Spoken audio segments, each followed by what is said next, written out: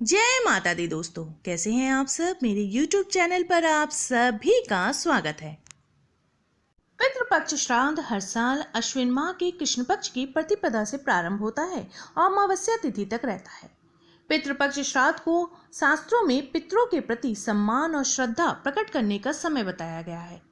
मान्यता है कि यमराज भी इन दिनों पितरों की आत्मा को मुक्त कर देते हैं ताकि वो अपने परिवारजनों के बीच 15 दिनों तक रहकर श्राद्ध का अन्न जल ग्रहण कर तृप्त हो सके। साल 2021 में अश्विन कृष्ण पक्ष का प्रारंभ 21 सितंबर को हो रहा है। वहीं 20 सितंबर को भाद्रपद पूर्णिमा तिथि है। इस दिन सबसे पहला तर्पण किया जाएगा। इस पूर्णिमा तिथि को ऋषि तर्पण तिथि के नाम से भी जाना जाता है। इस दिन मंत्र दृष्टा ऋषि मुनि अगस्त का तर्पण किया जाता है। मान्यता है कि ऋषियों और मनुष्यों की रक्षा के लिए एक बार समुद्र को पी लिया था और 2 असुरों को खा गए थे। इसलिए सम्मान के तौर पर भाद्रपद पूर्णिमा के दिन अगस्त मुनि का तर्पण करके पितृपक्ष का आरंभ किया जाता है।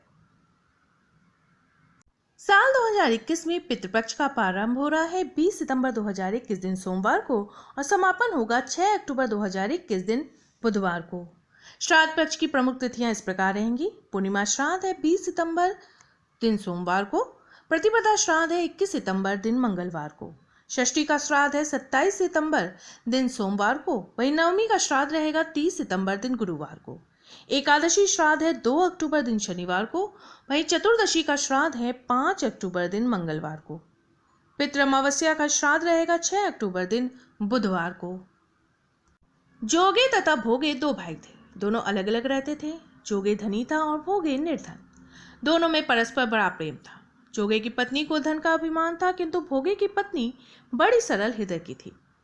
पितृपक्ष आने पर जोगे की पत्नी ने उससे पितरों का श्राद्ध करने के लिए कहा तो जोगे उसे व्यर्थ का कार्य समझकर टालने की चेष्टा करने लगा, किंतु उसकी पत्नी समझाती कि यदि ऐसा नहीं करेंगे तो लोग बातें बनाएंगे। फिर उसे अपने मायके वालों को दावत पर बुलाने और अपनी शान दिखाने का ये उचित अवसर लगा।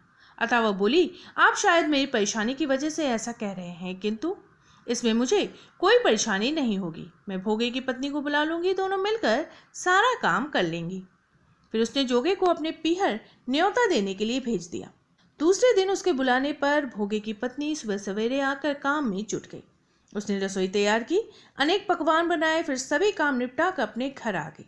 आखिर उसे भी तो पितरों का श्राद्ध तर्पण करना था। इस अवसर पर न जोगे की पत्नी ने उसे रोका, न वह रुकी। शीघ्र ही दोपहर हो गई।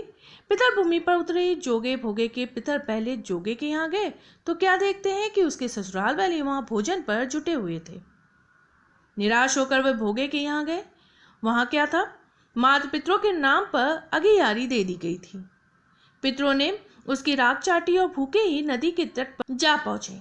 थोड़ी देर में सारे पितर इकट्ठा हो गए और अपने अपने यहाँ के श्राद्धों की बड़ाई करने लगे। जोगे भोगे के पितरों ने भी अपनी आप बीती सुनाई। फिर वे सोचने लगे, अगर भोगे समर्थ होता तो शायद उसे भूखा न रहना पड़ता। अगर भोगे के घर में तो 2 जून की रोटी भी खाने को नहीं थी। यही सब सोचकर उन्हें भोगे पर दया आ गई।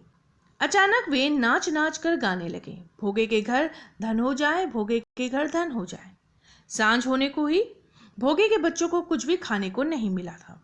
उन्होंने माँ से कहा, भूख लगी है। तब उन्हें टालने की गरज से भोगे की पत्नी ने कहा, जाओ, आंगन में औंधी रखी है, उसे जाकर खोल लो और जो कुछ मिले बांट कर खा लो। बच्चे वहां पहुंचे तो क्या देखते हैं कि औंधी मोहरों से भरी पड़ी थी।